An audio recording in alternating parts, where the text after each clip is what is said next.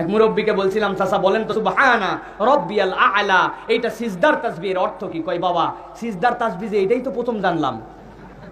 এটা কেমন কথা, আপনি নামাজ পড়েন না? বলছে নামাজ পড়ি, কিন্তু সিজদার তাসবিহ এটা হতে যাবে কেন? বললাম কি তাসবিহ তাহলে সিজদার? বলে কেন আমি যেটা পড়ি সুবহানাল্লাহ সুবহানাল্লাহ সুবহানাল্লাহ। উনি জানেন না সুবহানা রাব্বিয়াল আ'লা এইটা সিজদা তাসবিহ, উনি জানে সুবহানাল্লাহ সুবহানাল্লাহ সুবহানাল্লাহ। এই জন্যই তো বলি এত টপাটপ সিজদা মারে কেমনে। একটা লোক সিজদায় গেছে সুবহান রাব্বিয়াল আ'লা সুবহান রাব্বিয়াল আ'লা সুবহান রাব্বিয়াল আ'লা, যদি ঠিক মতো বলে তো লাগবে কমসে কম 5 সেকেন্ড, ঠিক কিনা?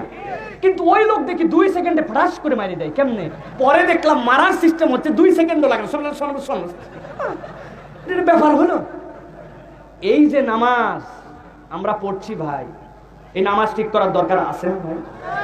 নামাজে দোয়া তাসবিহগুলো ঠিকঠাক মতো করার দরকার আছে না ভাই? নামাজের দোয়া তাসবিহ ঠিক মতো করলে ওয়াজিব অটোমেটিক আদায় হয়। সুবহানাল্লাহ। রুকু করা, রুকু থেকে দাঁড়ানো সোজা হয়ে ওয়াজিব, শুনছেন না? কিন্তু পালন করে না কেন? কারণ রুকু থেকে উঠার পরে যে দোয়া ওইটা ঠিক মতো বলে না।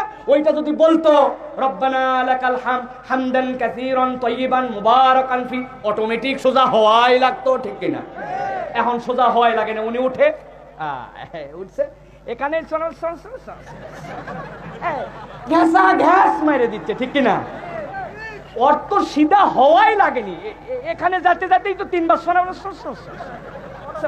শেষ। এরকম করে নামাজ পড়লে হবে?